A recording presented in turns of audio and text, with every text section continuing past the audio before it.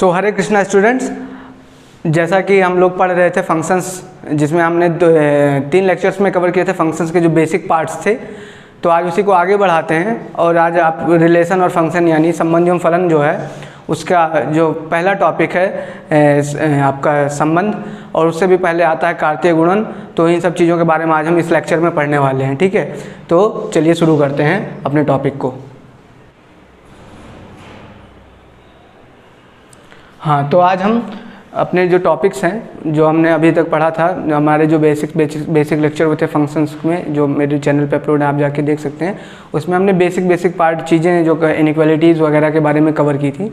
तो आज हम जो कवर करने वाले हैं, आज वो आपका संबंध से पहले का जो टॉपिक होगा इस लेक्चर में, जिसमें आपका कार्टेशियन प्रोडक्ट आएगा यानी कार्तीय गुणन आएगा, और उसके साथ में 1-2 टर्मिनोलॉजी हैं कार्तीय गुणन की, कुछ प्रॉपर्टीज़ और कुछ इंपॉर्टेंट एनसीईआरटी के एग्जांपल्स। तो आज हम ये करने वाले हैं। ठीक है, तो चलिए शुरू करते हैं अपने टॉपिक को। तो सबसे पहले आपको आज मैं सबसे पहले जो एक टर्मिनोलॉजी आप सुनेंगे इसमें बार बार क्रमित युग्म, सबसे पहले जो आप इसमें सुनेंगे बार बार क्रमित युग्म। जरा क्रमित युग्म के बारे में जानते हैं ये होता क्या है। ठीक है, तो मैं आपसे पूछूं कि आप एक पॉइंट कंसीडर कीजिए P जिसका निर्देशांक है 2,1, और एक दूसरा पॉइंट कंसीडर करिए Q जिसका निर्देशांक है 1,2। अब मैं आपसे पूछूं इन दोनों में कोई अंतर है या दोनों सेम है। तो यहाँ पे 2,1 लिखा हुआ है, यहाँ 1,2 लिखा हुआ है। ठीक है, तो क्या आपका क्या ख्याल है इस विषय में कि ये दोनों सेम होंगे या अलग अलग होंगे। तो मैं बताता हूँ, ये दोनों सेम नहीं हैं। ये ऐसा बिल्कुल मत आप सोचिए कि यहाँ पे केवल आगे पीछे करके लिखा गया, ऐसा नहीं है। इसी को क्रमित युग्म बोलते हैं। एक निश्चित कोई किसी क्रम में किसी विशिष्ट ऑर्डर को ध्यान में रखते हुए आपने किसी पॉइंट को लिखा है तो उसी को हम क्रमित युग्म बोलते हैं। ठीक है, इसका मतलब है अगर आप इसका निर्देशांक तल में इसको अगर एलोकेट करेंगे तो 2,1 का मतलब हो गया, अगर x पे 2 यहाँ मान लेता हूँ, y पे 1 यहाँ है, तो कहीं यहाँ पे पॉइंट होगा 2,1, और 1,2 को अगर एलोकेट करूँगा तो x पे 1 और y पे 2 ये कहीं यहाँ पे होगा। ठीक है, तो ये दोनों अलग अलग पॉइंट्स होते हैं। ठीक है, तो इन्हीं को क्रमित युग्म बोलते हैं, जिनके आगे पीछे करने से उन पे जो है फ़र्क पड़ जाता है उनकी वैल्यू पे। ठीक है, तो ये हमारा क्या था, क्रमित युग्म। तो मैं इसकी डेफिनेशन आपको कोई बता नहीं रहा हूँ, बस मैं केवल आपको समझा रहा हूँ कि आप समझ जाएं कि एक्चुअल में चीज़ें हैं क्या, क्रमित युग्म क्या है। तो जो आज आपका मेन टॉपिक है उसके ऊपर आते हैं। अच्छा हाँ, एक चीज़ और इसमें क्रमित युग्म में एक और चीज़ बता देते हैं। ये जो ऐसे हम लिखते हैं 2,1, तो इसको बोलते हैं प्रथम घटक, इसको बोलते हैं द्वितीय घटक। ठीक है, इंग्लिश में first element and second element. ठीक है, तो अब अगले टॉपिक अपना कार्टेशियन प्रोडक्ट की तरफ चलते हैं हम, जिसको हम क्या बोलते हैं, कार्तीय गुणन। ठीक है, तो अगला हमारा टॉपिक है कार्तीय गुणन। अब जरा इसके बारे में जानते हैं कि ये है क्या। ठीक है, कार्तीय गुणन। तो कार्तीय गुणन को बताने से पहले मैं आपको एक एग्जांपल समझाना चाह रहा हूँ, जिससे आप बहुत ही बेहतरीन तरीके से समझ जाएंगे कि एक्चुअल में मैं क्या समझाना चाह रहा हूँ, कार्तीय गुणन एक्चुअल में होता क्या है। तो मैं आपको 2 समुच्चय देता हूँ। एक समुच्चय, एक सेट ऐसा है, ठीक है, एक सेट ऐसा है जिसमें कुछ नाम लिखे हुए हैं, और एक ऐसा सेट है जिसमें कुछ स्थान लिखे हुए हैं। ठीक है, जिसमें कुछ स्थान लिखे हुए हैं। नाम में मैं 3 नाम ले लेता हूँ। मैंने नाम ले लिया ऊपर से, मैंने नाम ले लिया राज, मैंने नाम ले लिया हिमांशु, मैंने नाम ले लिया धर्मेंद्र। ठीक है, और मैं स्थान ले लेता हूँ 3 आपके सामने। कोई स्थान ले लेता हूँ, जैसे मैंने मान लीजिए स्थान ले लिया मुंबई, दिल्ली और उत्तर प्रदेश। तो ये एक हमारा नाम का सेट है, समूह समुच्चय है, और एक स्थान का समुच्चय है। अब मैं इनसे क्रमित युग्म बनाने की कोशिश करता हूँ। अब मैं आपसे पूछूं कि राज नामक आदमी, अब भैया राज नामक आदमी मुंबई में भी हो सकता है, दिल्ली में भी हो सकता है, उत्तर प्रदेश में भी हो सकता है। तो जब आप राज से क्रमित युग्म बनाने की कोशिश करेंगे तो आप एक क्रमित युग्म बनाएंगे, राज कॉमा मुंबई।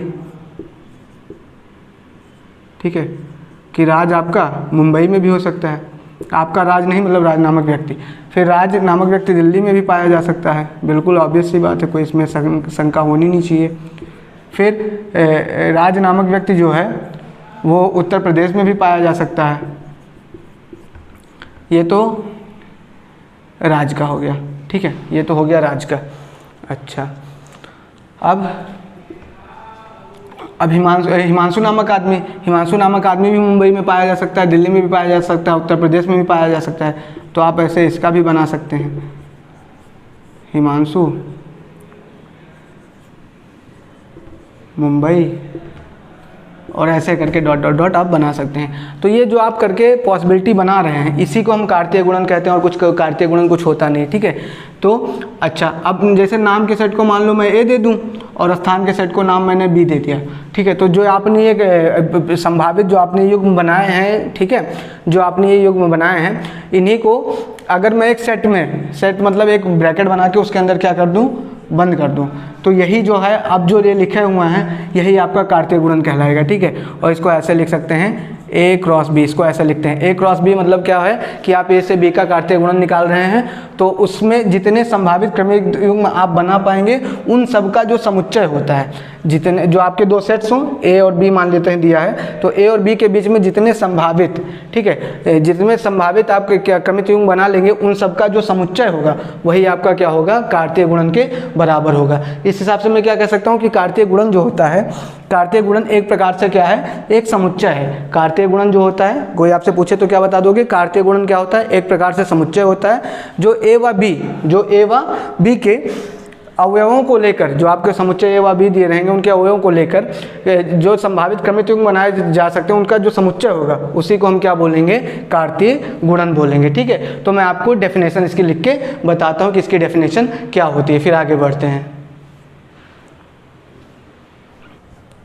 हाँ, तो आइए कार्तीय गुणन के जो परिभाषा है जरा उसके बारे में समझते हैं कि ये परिभाषा इसकी होती क्या है। तो कार्तीय गुणन को जैसे मैंने अभी आपको बताया था कि दो अरिक्त समुच्चयों P तथा Q का कार्तीय गुणन, ध्यान से सुनना, दो अरिक्त समुच्चयों P तथा Q का कार्तीय गुणन, जिसको किससे लिखते हैं, P क्रॉस Q, उन सभी क्रमित युग्मों का समुच्चय है जिसका प्रथम घटक P से तथा द्वितीय घटक Q से लेकर बनाया जा सकता है, ठीक है। पहली चीज़ तो दिमाग में क्या होनी चाहिए कि जो आपका कार्तीय गुणन होता है, दो समुच्चयों का जो कार्तीय गुणन होता है वो भी एक प्रकार का समुच्चय होता है, ठीक है। वो भी एक प्रकार का क्या होता है, समुच्चय।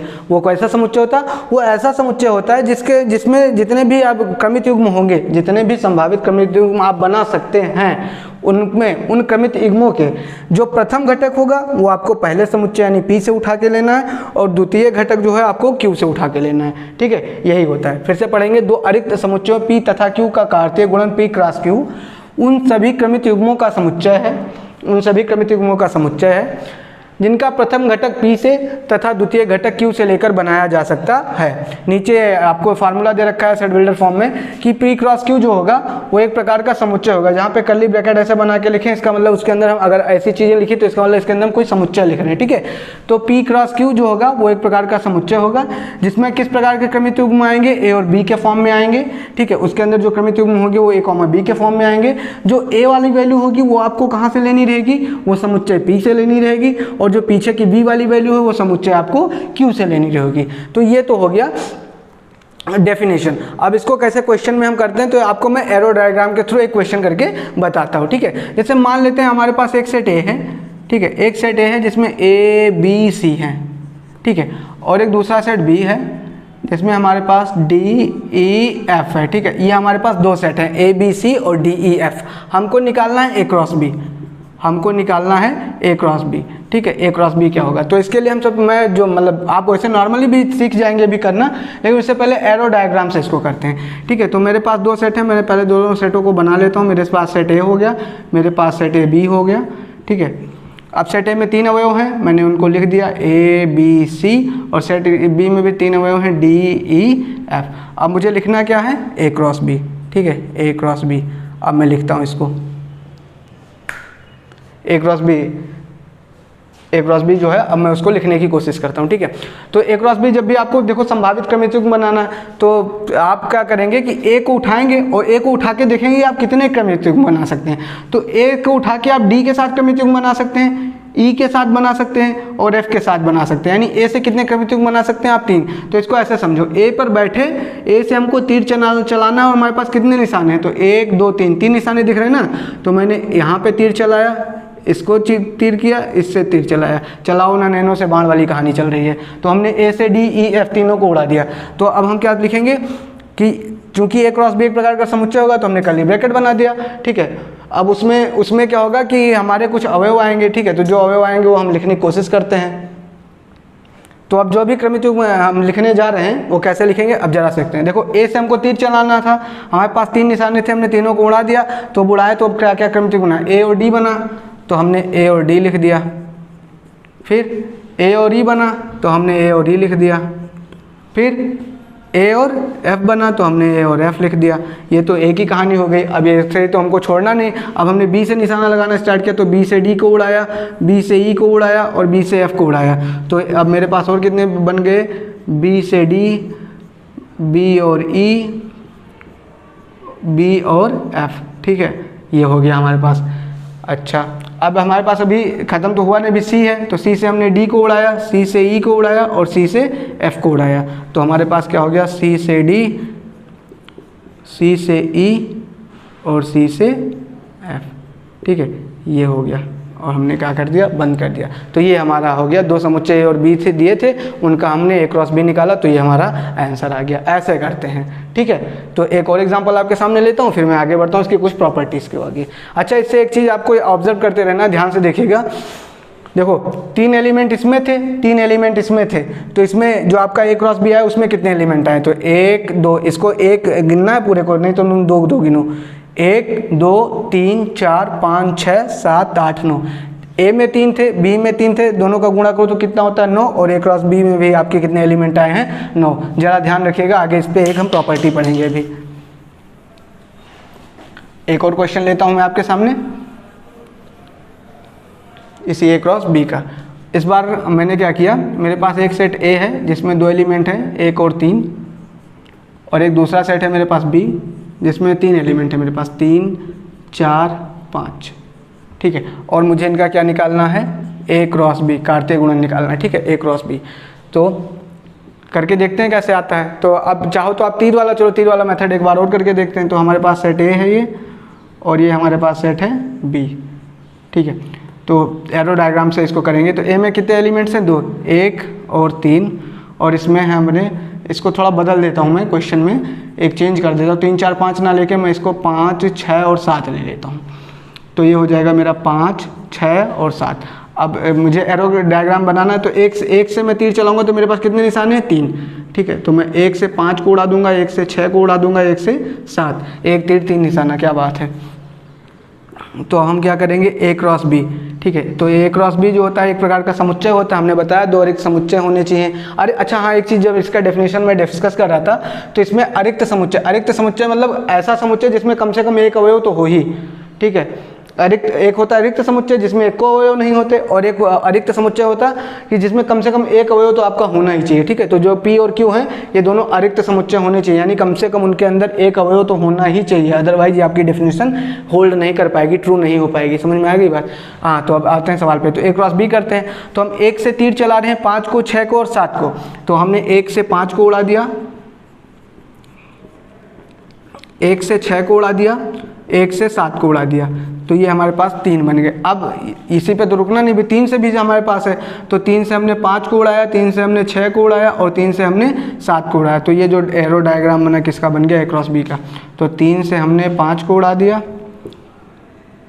3 से हमने 6 को उड़ा दिया और 3 से हमने 7 को उड़ा दिया, ठीक है। तो ये हो गया हमारा ए क्रॉस बी। समझ में आ गई बात, यही हमारा हो गया आंसर। अच्छा, इसमें भी एक ऑब्जर्व करने वाली चीज़ है, इसमें देखो ए में 2 हैं एलिमेंट और बी में कितने हैं, 1 2 3, दोनों का गुणा करो कितना हो जाएगा 6। ए क्रॉस बी में देखो कितने एलिमेंट आए, 1 2 3 4 5 6, ठीक है। कुछ रिलेट कर पा रहे हैं आप। पिछले वाले एग्जांपल में हमने देखा था ए में 3 थे और बी में 3 थे, तो ए क्रॉस बी में टोटल कितने आए थे, 3 और 3 का मल्टीप्लाई करने पे 9, ठीक है। यहाँ ए में 2 हैं और बी में 3 हैं, दोनों का मल्टीप्लाई करो तो कितना होता है 6, और 6 ही हमारे ए क्रॉस बी में आए हैं। इसका मतलब यहाँ से मैं कोई ना कोई आगे एक प्रॉपर्टी बना के याद कर लूँगा, जो अभी मैं आपको लिख के बता रहा हूँ आगे आते हुए, फिर ठीक है। अब आगे बढ़ते हैं।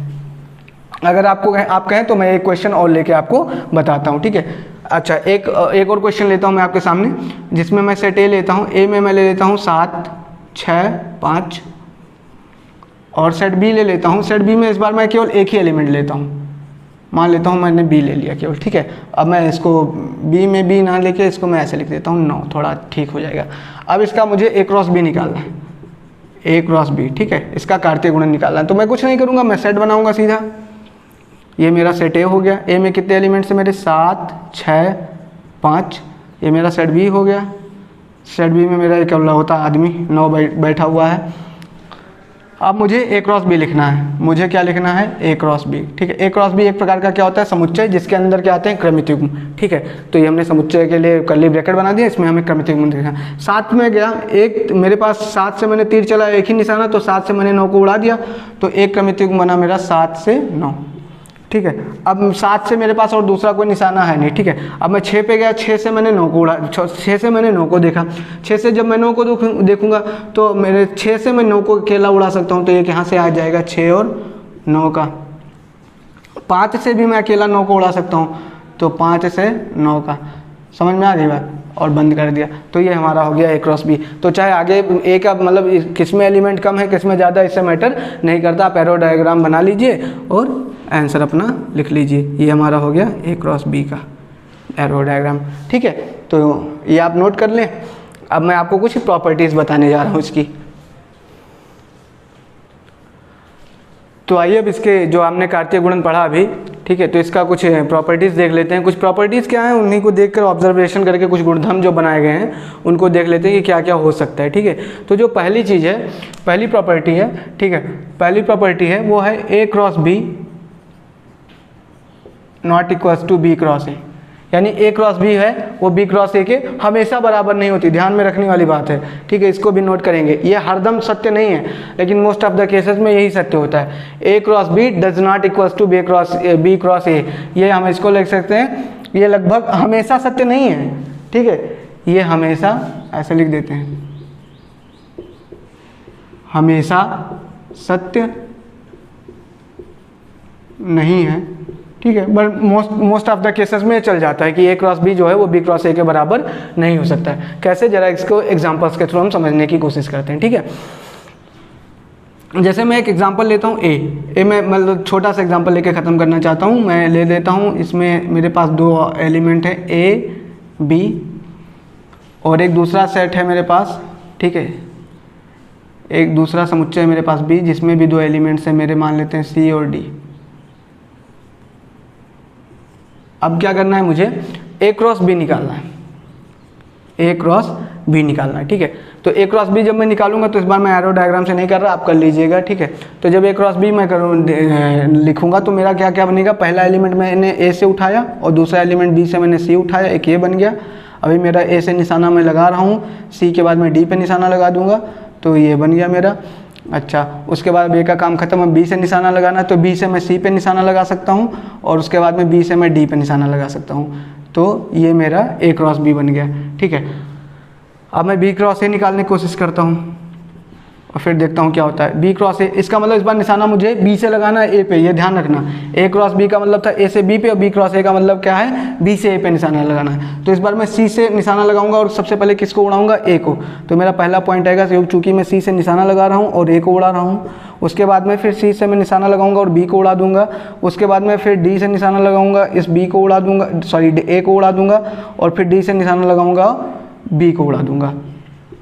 ये मैं आशा करता हूँ कि आपको समझ में आ रहा होगा, इसमें कोई मतलब बहुत बड़ी बात है नहीं। एक बार इधर से किए थे, इस बार उल्टा कर दिए हैं। तो अब ध्यान से देखेंगे तो यहाँ पे ए क्रॉस सी लिखा है, यहाँ पे सी क्रॉस ए लिखा, सॉरी यहाँ पे ए कॉमा सी लिखा हुआ है, यहाँ पे सी कॉमा ए लिखा है। क्या ये दोनों पॉइंट सेम है? अभी मैंने बताया था क्रमित युग्म के बारे में, तो ये दोनों पॉइंट सेम नहीं है। ए कॉमा सी का अपना अलग मतलब है, सी कॉमा ए का अपना अलग मतलब है। वैसे यहाँ पे ए कॉमा डी है, यहाँ पे डी कॉमा ए है, तो इन दोनों का अलग मतलब है। यहाँ बी कॉमा सी है, यहाँ सी कॉमा बी है, यहाँ बी कॉमा डी है, यहाँ डी कॉमा बी है, तो इन सब का अपना अलग मतलब है। ये दोनों सेम पॉइंट नहीं है, तो इसलिए हम क्या कह सकते हैं कि लगभग हमेशा नहीं, ये कभी मतलब 99 केसेस में क्या होता है, ए क्रॉस बी जो होता है वो डज नॉट इक्वल्स टू किसके होता है? बी क्रॉस ए के, ठीक है। ए क्रॉस बी जो होता है वो बी क्रॉस ए के बराबर नहीं होता है मोस्ट ऑफ द केसेस में, ठीक है। ये बात में नोट कर लेना, मोस्ट ऑफ द केसेस में। हाँ, एक केस होता है जब आपका ए क्रॉस बी जो है वो बी क्रॉस ए के बराबर हो जाता है। एक केस होता है जब आपका A cross B B cross A के बराबर हो जाता है। वो केस ये क्या है कि जब ए भी किसके बराबर हो जाए? बी के, ठीक है। ए क्रॉस बी जब बी क्रॉस ए के बराबर होगा, ये तभी संभव है, ये है तभी संभव है, ये तभी संभव है जब आपका ए किसके बराबर हो जाए, बी के। ये बात आपको ध्यान में रखना कि ए क्रॉस बी क्रॉस ए के तब बराबर होगा जब आपका ए किसके बराबर हो जाए, बी के। तो इसका मैं एग्जाम्पल के थ्रू आपको समझाने की कोशिश करता हूँ, इसका एक एग्जाम्पल लेके कि हाँ ये कैसे जो है A cross B cross A के बराबर हो सकता है। ठीक है, तो आइए आगे देखते हैं जो अभी आपको बता रहा था मैं। ठीक है, कि ए क्रॉस बी जो है वो बी क्रॉस ए के बराबर हो सकता है। ये कब हो सकता है, जब शर्त ये है कि जो आपका ये है वो किसके बराबर हो जाए, बी के। ए क्रॉस बी जो है आपका वो बी क्रॉस ए के बराबर हो सकता है, लेकिन तब जब ए किसके बराबर हो जाए, बी के। ठीक है, तो अब इसको देखते हैं, एक एग्जांपल के थ्रू इसको समझने की कोशिश करते हैं। मान लीजिए मैंने सेट ए ले लिया, ए में मेरे 2 एलिमेंट हैं, ए कॉमा बी। ठीक है, और दूसरा सेट मैंने बी लिया, बी भी अब किसके बराबर होना चाहिए, अगर इस चीज़ को आपको होल्ड करवाना है तो बी जो आपका होना चाहिए वो किसके बराबर होना चाहिए, ए के। यानी जो आपका बी है वो बराबर ए है, और वो बराबर क्या हो जाएगा आपका, यही वाला ए कॉमा बी। तो अब आप ए क्रॉस बी निकाल के देखें क्या आता है। जब आप ए क्रॉस बी निकालेंगे तो तीर वाले तरीके से करते हैं ए क्रॉस बी निकालने के लिए। ठीक है, तो जब ए क्रॉस बी निकालेंगे, एरो डायग्राम बनाएंगे, तो आप सेट ए लिखेंगे। सेट ए लिखा है, ए में आपके पास 2 एलिमेंट ए और बी। यहाँ पे आप सेट बी लिखेंगे, और सेट बी भी आपका किसके बराबर है, ए के ही बराबर है। समझ में आ गई बात, और बी ए के बराबर है तो इसमें भी ए और बी 2 ही एलिमेंट बन जाएंगे। अब आप अब ए से तीर चलाएंगे तो इस ए को उड़ा देंगे, इस बी को उड़ा देंगे, तो ए क्रॉस बी जो आपका आएगा, क्योंकि चूंकि आप ए से तीर चला रहे हैं तो ए क्रॉस बी आएगा। एक सेट होता है एक प्रकार से। तो ए से जब आप तीर चलाएंगे तो किसको उड़ाएंगे, ए को, तो ये हो जाएगा ए कॉमा ए। फिर ए से किसको उड़ाएंगे, बी को, ए कॉमा बी। फिर बी से किसको उड़ाएंगे, यहाँ से भी इसको उड़ा सकते हैं और इससे उड़ा सकते हैं, तो बी कॉमा ए और बी कॉमा बी। तो ये आपका आ गया ए क्रॉस बी। समझ में आ गई बात, इतना सा है। अब मैं बी क्रॉस ए पूछ रहा हूँ, अब मैं क्या पूछ रहा हूँ, बी क्रॉस ए। ठीक है, तो अब इस बार क्या होगा, अब आपका कहानी उल्टा हो जाएगा। और इस बार जो आपकी कहानी है वो क्या हो जाएगी, उल्टा। तो इस बार आप बी को आगे लिखेंगे, इसमें तो मतलब चूतिया बनना है केवल एक प्रकार से। बी आपका ए के बराबर है तो हमने बी लिखा। बी में क्या क्या लिखा हुआ था एलिमेंट, ए बी, और हमने ए लिखा। ए में भी वही एलिमेंट है, ए बी। हमने जब ए से इसको उड़ाया, इस ए से इसको उड़ा सकते हैं, इससे इसको उड़ा सकते हैं। चूँकि इस बार बी से निशाना लगा रहे हैं तो ये हमारा हो जाएगा बी क्रॉस ए। तो ए से ए को उड़ा सकते हैं तो ए और ए का एक बन गया। फिर ए से बी को उड़ा सकते हैं तो ए और बी का एक बन गया। फिर इस बी से ए को उड़ा सकते हैं, इससे इसको, तो बी और ए का एक क्रमिक युग्म बन गया। इस बी से इस बी को उड़ा सकते हैं तो बी और बी का एक क्रमिक युग्म बन गया। और इसको हमने किस में बंद कर दिया, सेट बना दिया इसका। समझ में आ गई बात। अब इस बार देखें तो ए बी बी बी। इस बार ए क्रॉस बी और बी क्रॉस ए दोनों आपस में क्या हो गए, बराबर हो गए। तो ए क्रॉस बी और बी क्रॉस ए तभी बराबर होंगे जब आपका ए और बी दोनों क्या हो जाए, सेम सेट हो जाए। समझ में आ गई बात, ये बात आपको समझ में आई। तो इस केस में हम कह सकते हैं A cross B equals to B cross A. कब, जब आपका ए किसके बराबर हो जाए, बी के, तभी ये बात होल्ड करेगी। समझ में आ गई बात, नोट कर ले, इंपॉर्टेंट चीज़ है ये।